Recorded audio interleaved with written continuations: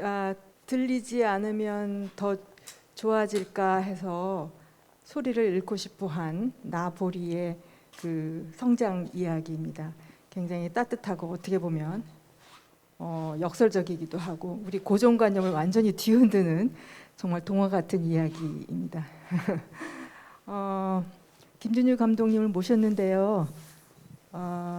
그 이 영화 제목이 나는 보리예요. 네. 나보리도 아니고 영문 제목은 보리인데 나는 보리라고 제목을 다신 이유가 있을 것 같아요. 그게 영화의 어떤 그 연출에 숨겨진 의도이기도 하고 사실은 영화를 관통하는 가장 중요한 주제가 아닐까 싶어서 제일 먼저 그 질문을 먼저 드리고 지금 온라인상으로 유튜브로도 그렇고 여기 계신 관객분들은 카카오톡에 그 오픈 채팅방으로 들어오셔서 질문을 지금 막 올려주고 계시는데 제가 지금 정신이 없습니다.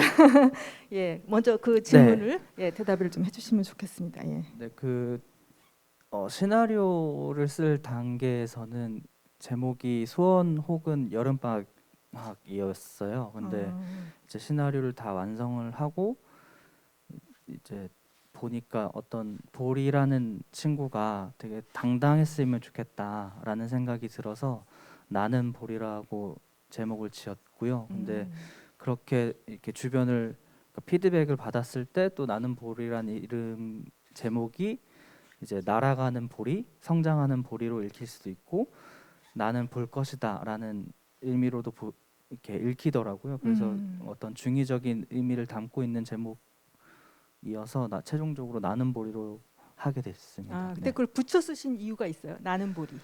뭐 특별한 이유는 없고요. 그냥 네. 이제 하나의 단어처럼 보였으면 좋겠다라는 생각이었고요. 그리고 뭐 여러 가지 생각들을 하셨으면 좋겠다라는 생각으로 하게 됐습니다. 네. 네. 그러니까 나보리에서 본래 이름이 나보리에서 나는 보리로 영화 제목이 나왔다는 것은 나보리가 영화를 통해서 이렇게 성장한 것, 부쩍 큰 것 같은 그런 느낌도 들고 정말 보리가 자라듯이 그 다음에 이제 세상을 보게 된 굳이 그 들리지 않는 소리를 잃지 않고도 가족도 없고 세상도 보게 되는 그래서 그런 의미를 담은 굉장히 그 영화를 볼 때마다 그 생각이 들었습니다. 제목이 굉장한 많은 뜻이 있겠다는 생각이 들었습니다. 예. 그리고 제가 알기로는 감독님의 자전적인 이야기라고 그리고 각본도 쓰시고 연출도 하셨으니까 그러면은 감독님도 소리를 잃고 싶으셨어요? 그거 좀 설명 좀 해주셔야 될 것 네. 같은데요. 예. 이 이야기가 이제 시작하게 된 거는 2015년도에 수어로 공존하는 사회라는 어떤 행사가 있었어요. 근데 수어로 공존하는 사회. 그 행사에 참석을 했다가 이제 한 어머님이신데 농인이세요. 근데 그 농인이신 어머님이 이제 어렸을 때 소원이 소리를 잃는 것이었고 그것이 이루어져서 지금 현재 농인으로 살아가고 있고 너무나 행복하다라는 이야기를 하는 자리가 있었는데 네. 그때 그 이야기를 들으면서 나도 어렸을 때 정말 가볍게 소리를 잃고 싶다라는 생각을 했었지라는 생각을 하게 됐고 그러면서 이제 나는 볼이라는 시나리오를 쓰게 된 거죠. 그리고 제가 어머니 아버지가 청각 장애인이셔서 제가 어떤 그 감정에 대한 것들도 조금 표현하면 좋겠다라는 생각이 들어서 나는 보리를 연출하게 됐습니다. 네. 그러면은 옷가게에서 옷값을 더 받는 에피소드라든가 아니면은 길을 잃고 경찰서에 가게 된 에피소드라든가 한 번쯤은 있을 법한 이야기인데 그럼 감독님의 네, 경험이세요? 네. 그 실제로 제가 단호장에서 그 어머니 아버지를 잃어버린 경험이 있어요. 그리고 그 경찰서 안에서 짜장면을 먹은 기억도 있고, 실제로요? 네, 그래서 예. 그 짜장면은 정말 맛있었고요. 네. 그리고 이제 옷가게 씬 같은 경우는 대표적으로 제가 실제로 겪었던 이야기이거든요. 뭐 토시 하나 뭐 다르지 않고요. 이렇게 그때는 뭐 돈을 조용히 돌려줬지만 그 영화로서 뭔가 말하는 보리로 뭔가 어떤 또 하나의 복수, 음. 소심한 복수를 한 거죠 세상에. 네, 음. 그렇습니다. 아 보리처럼 그렇게 반응하진 않으셨어요? 네, 그때는 이제 조용히 있다가 엄마가 이제 거스름돈을 주라 그래서 그냥 조용히 주고 나왔어요. 그리고 그 가게를 지날 때면 그냥 가게 앞에 이렇게 침을 뱉고 가는 정도의 네 복수를 했죠. 네. 아 그러면 그 무대가 영화의 무대가 되는 강릉이 지금 그 가게가 옛날에도 있던 가게라는 거잖아요. 그쵸. 네. 지금 뭐 달라진 가게이긴 하지만 아 그 예. 그 장소이긴 해요. 네. 그렇군요. 그 마지막에 영화 스크린 이렇게 쪽그 뭐죠? 마지막에 네. 눈으로 보는 엄마 아빠라고 눈으로 듣는 네. 예, 엄마 아빠에게 영화를 바친다라고 하셨어요. 그래서 아 그러면은 그 보통 코다라 그러죠, 그죠? 예, 농인 부모를 둔 자녀, 예, 그 자녀가 청인이든 농인이든 그걸 코다라고 하는데 그럼 코다의 그 모임이 있나요? 네, 지금 뭐 가볍게 뭐 어떤 코다 캠프라는 것을 해보고 싶어서 그러니까 이야기 중인 어떤 친구들이 같이 있고요. 어떤 그룹으로 뭐 단체로 이렇게 등록해서 하는 형식은 아직 못 하고 있고 그냥 모여서 어떤 코다에 대한 이야기를 좀 나누어 보자라는 생각으로 이제 어떤 이야기들을 하는 그룹 모임은 있어요. 네. 그 배우 캐스팅에도 상당히 많은 일화가 있는 거로 들었습니다. 왜냐하면 연기를 너무 잘해서 아, 저는 그 아빠인 경우에 진짜 농인인 줄 알았어요. 너무 연기를 잘해서 아, 농인 가운데도 저런 배우분들이 계신가 보다 했는데 알고 보니까 전부 다 아주 자연스러운 명연기들이었습니다. 그죠? 예, 그 정우도 그렇고 친구인 그 은정이도 은정, 그렇고 예, 엄마는 말할 것도 없고 예, 그 궁금합니다. 캐스팅 하시게 된. 네, 음. 뭐 보리 같은 경우는 이제 보리 같은 경우는 제가 시나리오를 쓰고 2017년도에 그 강원영상위원회에서 이제 공모 사업에서 제작 지원을 받게 되면서 이제 이 영화를 출발할 수 있었는데 그때부터 한 6개월 정도의 오디션을 봤죠. 그러니까 여러 학원 연기 학원을 다니는 친구들 그리고 개인적으로 어떤 친구들 만나고 싶은 친구들 만나서 한 200명 가량의 아역 배우들을 만나게 됐고 그 중에 뽑게 된 게 보리이고요.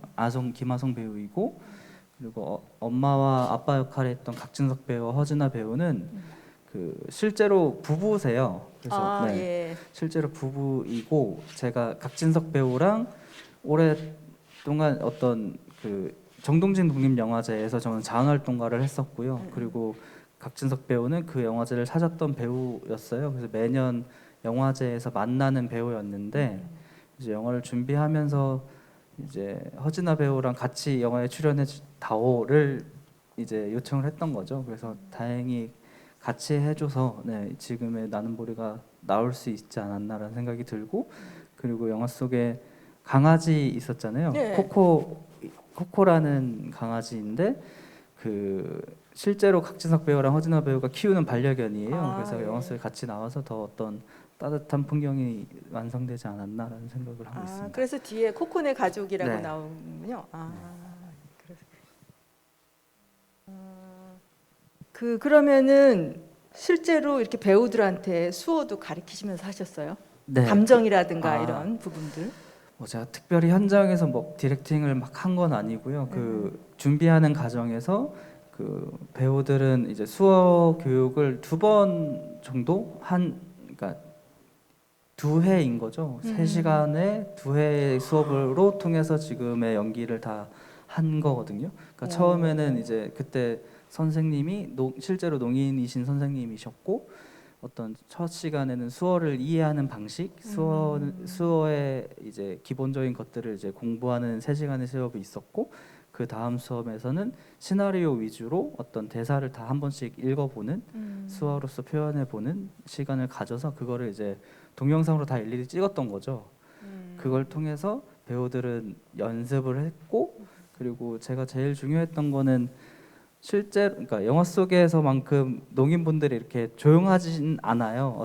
조용하지 않고 어떤 거친 숨소리도 있고 여러 가지 호흡들이 분명히 존재하거든요. 그리고 에너지가 엄청 느껴지는 호흡들이 있고 근데 그거를 일반 이제 청인분들이 보셨을 때 조금 거부감이 생기지 않을까라는 생각을 하게 됐고요. 그래서 이 부분을 이제 농인 선생님이었던 그 선생님한테 여쭤봤죠.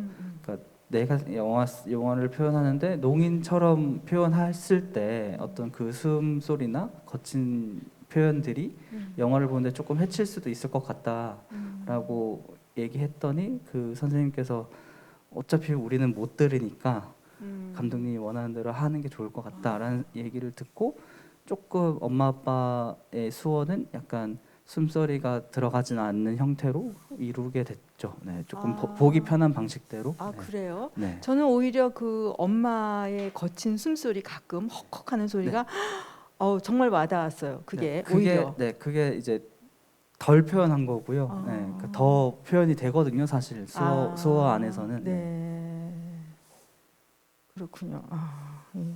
그리고 저는 그 음악 배경음악이 너무 좋아요. 그 이렇게 어쿠스틱 기타로 거의 8마디 정도가 테마 음악이고 그게 계속 되풀이되고 그다음에 정우가 나올 때하고 보리가 나올 때하고 약간 다른 음악이 나오긴 하는데 그것도 아주 짧은 마디를 이렇게 반복하는 음악 어떻게 탄생하게 된 건가요? 굉장히 궁금합니다. 네.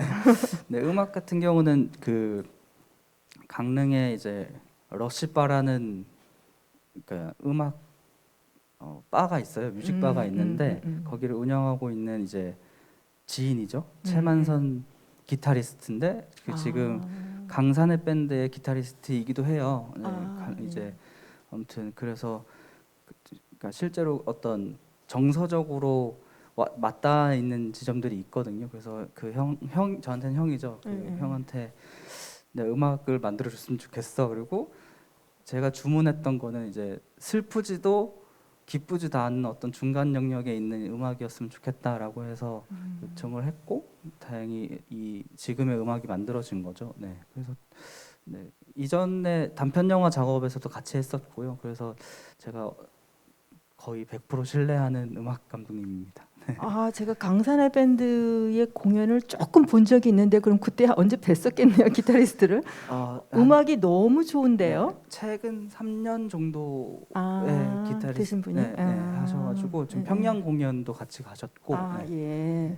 그럼 작곡도 하고 연주도 하고 네, 그 그쵸. 지금 그 러시바에 계시는 거예요? 네, 강릉에서요? 네, 있습니다. 강릉 커피집 못지않게 또 러시바에 네. 언젠가 한번 가봐야 되겠는데요. 그러면 계속 연주를 하시나요 거기서? 네, 그렇죠. 거기서 이제 주말마다 어떤 밴드들의 공연들 같이 이루시기도 하고요. 네, 지역의 음악을 지키시고 계시죠. 네.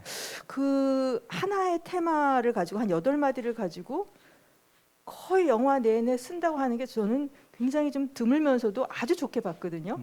예, 보통은 이렇게 변주를 한다든가 아니면 여러 개의 음악을 쓴다든가 하는데 오히려 음악이 굉장히 단순하면서도 따뜻하고 정감 있어서 음악에 대한 거는 꼭 여쭤봐야 되겠다는 생각을 했었습니다. 예, 그렇군요.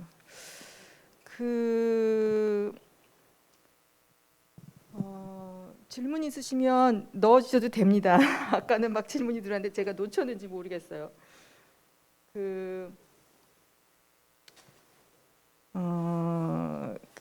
감독님은 이렇게 지금 장편 영화는 처음이신 거로 알고 있는데요. 네. 굉장히 능숙하게 하신 것 같다는 생각이 들거든요. 그러니까 배우들의 연기도 그렇고 그 농인 가족의 정서를 아주 섬세하게 표현하는 것도 그렇고 특히 보리 같은 경우도 그렇고 정우도 그렇고 표정 변화라든가 이런 게 아주 정확하게 읽히고 이제 그런 부분들을 얘기를 많이 하시면서 이렇게 하신 건가요? 어떻게 된 건가요? 제가 잘했다기보다는 그러니까 배우들이 다 천재이지 않나라는 생각을 하고 있고요. 저는 사실 뭐 현장에서 PD가 없었고 제작을 직접 했어야 됐고 뭐 다른 것들로 신경 쓸 일이 좀 있었는데 그렇죠. 근데 배우분들이 다들 준비를 너무 잘 해주셔서 뭐 이렇게 연기를 수정할 만한 것들이 사실 없었어요, 많이. 그래서 배우들의 복을 받지 않았나라는 생각을 개인적으로 많이 하고 있고 그리고 제가 또 잘 알고 있는 이야기잖아요. 제 네, 어렸을 네. 때 이야기이고 제가 직접 쓴 이야기여서 그리고 음. 제가 살고 있는 동네에서 또 촬영을 하니까 음. 좀 더 편하게 연출하게 됐던 것 같아요. 네. 그 동네 모든 가게 이름들이 실명으로 다 나오고 네, 그렇죠. 또 네. 실제로 반응이 어떻던가요? 영화 나온 뒤에? 네, 그 동네 주민분들이 다 보셨었는데 네네. 그때 정말 이게 어떤 그러니까 지역 영화 혹은 로컬 시네마라고 이루어지는 영역에 되게 긍정적인 에너지를 받았어요. 어떤 극장에서 옛날 이제 극장에서 본인들이 나오고 혹은 본인들의 가게가 나오니까 이제 영화를 볼 때 어떤 애티튜드가 있잖아요. 사실 조용히 해야 되고 근데 그걸 떠나서 뭔가 그 극장 안에 그냥 시장 통해서 영화를 보는 기분으로 영화를 보게 되는 순간이 있거든요. 근데 예, 그게 어떤 막 민폐를 끼치거나 이런 느낌이 아니라 되게 예. 따뜻한 느낌이었어요. 예, 어떤 예. 왁자지껄하면서 영화를 같이 보는 행위 예. 그걸 느끼면서 어떤 로컬 시네마 혹은 뭐 지역 영화라는 게 어떤 가야 할 방향이지 않을까 이런 생각도 하고 많은 영화들이 나왔으면 좋겠다라는 바람도 있죠. 네. 참 그 정감 있게 느껴졌어요. 그러니까 동네 분들이 그대로 물론 배우도 있었겠죠. 그 나오신 분들 가운데 가령 그쵸. 태국 부채를 들고 있는 분은 완전히 연기를 하시는 분 같은데요. 그 동네 주민으로 출연했던 그 마루에 평상에 앉아 예, 있는 평상에 앉아 있는 그 동네 주민분들은 저희 엄마와 큰 엄마와 고모와 네, 작은 큰 엄마 저희 다 친척들이어가지고 그러세요? 네, 동네에 살고 있는 분들이었습니다. 네. 그래서 보리가 안 들리는 건가? 그 네. 대사가 약간 어색한 게 그 동네 그러니까 그 큰어머니 친척분들. 큰 고모예요. 그 대사를 뱉은 네, 큰 예, 고모였고요. 예, 예. 그때 에피소드는 그 제가 이제 촬영날 이날 촬영해야 되니까 와줬으면 좋겠어라고 요청을 드렸고 그 첫 번째 주문은 이제 평상시 보듯대로 와줬으면 좋겠다라고 예, 했는데 예. 그 풀 메이크업을 하시고 오신 거예요 그 현장에. 배우분이 네, 그 고모랑 큰엄마랑 다들 그래서 저희가 그럴 줄 알고 네, 몸빼 바지와 그 메이크업을 지울 수 있는 네, 준비하셨어요? 다 준비해서 다시 네, 조금 정리하고 찍은 장면입니다. 네. 그러시군요. 다음에도 그런 영화가 또 나오기를 아마 기대할 것 같아요. 그죠? 네. 예, 그렇군. 어, 어떤 영화를 만들고 싶으세요? 이제 아마 다음 작품 소개 네. 겸 해서 예. 지금 제가 두 가지 이야기를 쓰고 있는데요. 음, 하나는 그 바다를 두고 생계를 유지하는 해녀와 그리고 음. 바다를 두고 즐기는 서핑남의 사랑 이야기를 쓰고 있고요. 또 하나는 이제 해녀와 서핑남. 네, 해녀와 서핑남의 사랑 이야기를 요새 그 강릉 바닷가 그쪽에서 네, 그 서핑 하우스를 운영하고 게스트하우스 운영하시는 분들이 많은 거로 제가 네, 알고 많이 있는데 있어요. 네. 거기서 나올 수 있는 에피소드겠네요. 요새 네, 젊은이들. 그렇죠. 네. 그리고 또 하나는 이제 농인 여성과 오케스트라 지휘자와의 사랑 이야기이거든요. 네, 이거는 그 류이치 사카모토의 코다라는 영화가 있어요. 다큐멘터리인데 그 류이치 사카모토가 이렇게 지휘하는 장면이 나오는데 그 장면이 수화통 역사처럼 보이는 거예요. 저한테. 그래서 저 모습으로 음악을 즐기는 누군가가 있지 않을까라는 상상으로 시작된 시나리오입니다. 네. 이 두 가지를 쓰고 있습니다. 네. 그러면 계속 이제 그 농인 배우 또는 실제 농인 아니면은 농인을 연기하는 배우하고 계속 작업이 이루어지겠네요. 그죠? 뭐 본의 아니게 제가 그러니까 생활에서 맞닿아 있다 보니까 자연스럽게 지금 쓰고 있는 것 같고요. 근데 저는 영화를 시작할 때 봤던 영화들은 스릴러 장르의 영화들 굉장히 좋아했었어요. 예, 그래서 근데 만든 영화들은 또 이제 다른 느낌이어서 저 사실 제가 제일 해보고 싶은 거는 액션 영화나 스릴러 영화를 좀 개인적으로는 한 번쯤은 해야 되지 않을까라는 생각은 굉장히 많이 들고 있어요. 네. 그래요. 농인의 스릴러. 뭐 그래도 되고요. 네. 예, 굉장히 독특한 영화이네요. 음, 그 그래 그러면 이제 거의 감독님의 장르가 정해질 것 같다는 생각이 들어요. 앞으로 이제 그 뭐라 그럴까, 꼭 농인은 아니더라도 장애를 가진 사람과 장애를 갖지 않은 사람과의 어떤 소통의 문제. 우리 이 나는 보리 영화가 우리 소태사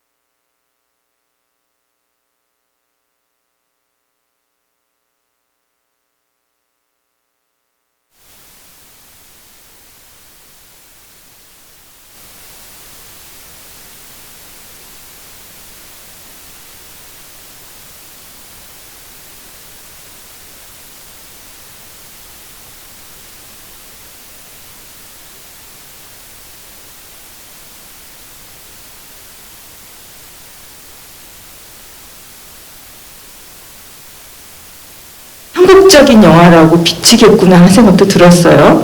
예. 어떻습니까? 강릉이 갖고 있는 어떤 지역적인 의미? 그 외국 영화제 운 좋게 많이 가게 됐었는데요. 네. 근데 그 안에서 느낀 거는 뭐 한국이나 다른 나라는 뭐 정서적으로는 똑같더라고요. 그 어떤 장애를 바라보는 시선과 함께. 근데 어떤 그 제일 크게 이렇게 얘기했던 거는 단오장의 이미지들이 뭐 외국에는 없는 이미지니까 되게 새로웠다는 얘기는 많이 들었습니다. 그 해외 영화제에서도 상도 받으시고 그러셨는데 특히 어린아이들이 이 영화를 굉장히 좋아한다고. 왜 좋아할까요? 위로를 받을까요? 보리를 통해서? 성장 과정에서? 그렇지 않을까요?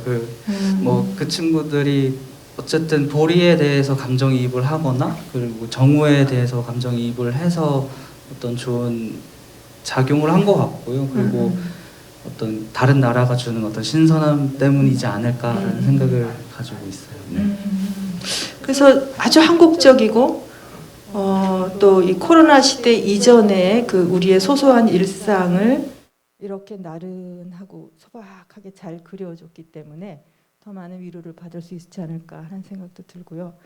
또 인간이 가지고 있는 그 오관의 한계를 우리가 좀 냉철하게 생각해 본다면 뭐라 그럴까, 그 우리가 볼 수 있는 그 시각의 한계도 너무나 명확하잖아요. 가령 가시광선, 우리가 볼 수 있는 그 광선은 모든 광선 가운데 0.0000000 무한대 1%래요. 그러니까 99.9999%를 보지도 못하면서 그 0.00001% 사이에서의 그 미묘한 차이를 가지고 다르다고 차별하고 무시하고 하는 그런 것들에 대해서 새롭게 좀 볼 수 있는, 생각해 볼 수 있는 그런 영화가 아닐까, 좋은 계기가 되리라고 생각이 됩니다. 예. 그래도 이 감독님이 어쨌든 그 자전적인 이야기를 가지고 이렇게 각본도 쓰시고 영화 연출도 하셨는데 마지막으로 질문이 없으시면 감독님이 이 영화를 통해서 그래도 세상을 향해서 네. 보리처럼 나는 보리, 나는 그러니까 보리라고 하면은 I see의 의미를 담고 있잖아요, 그죠? 네. 예, 이제 세상도 보게 되고 하는 그런 의미에서 이 영화가 어떻게 읽혔으면 어떻게 보여줬으면 좋겠다 하는 말씀을 마지막으로 하고 네. 집유를 마치도록 하겠습니다. 네, 그 영화 속에서 아빠의 대사가 제일 중요할 것 네, 같아요. 네, 들리던 안 안 들리던 들리던 똑같다라는 우린 똑같아. 부분. 네, 예. 그게 뭐 농인과 청인 사이도 물론이지만 어떤 장애와 장애인과 비장애인 사이도 같은 맥락이라고 저는 생각을 하고요. 그래서 어떤 그러니까 저는 이제 장애를 바라볼 때 실수하는 것들이 몰라서 실수하는 것 같거든요. 저는 개인적으로 그러니까 어떤 시각 장애인이든 청각 장애인을 만났을 때 어떻게 대해야 될지 몰라서 실수하게 되는 거라고 저는 생각을 하고 있어서 또 이렇게 알고 나면 뭔가 좀 다르게 행동할 수 있잖아요. 그래서 좀 차근히 알고 나면 장애가 그렇게 막 불편하거나 어떤 불쌍한 존재로 안 보이지 않을까라는 생각이 있어서 뭐 그런 지점에서 이렇게 바라봐 주셨으면 좋겠습니다. 네. 그럼 이제 앞으로도 감독님은 계속 이제 나는 보리와 같은 시리즈로 영화가 아주 아름다운 동화 같은 이야기가 나올 것 같은 생각이 들고 아이고, 네. 기대감이 듭니다. 감사합니다. 그 정말 들리든 안 들리든 우리는 다 똑같아라고 하는 그 아빠의 말에서 많은 위로도 받고 또 우리가 생각해 볼 거리를 던져준 그런 영화가 아니었나라는 생각이 듭니다. 이런 아름다운 영화, 그 좋은 영화, 상생과 소통의 영화 만들어줘서 감사합니다. 다음에 감사합니다. 또 이런 자리가 있으면 또 모시겠습니다. 네.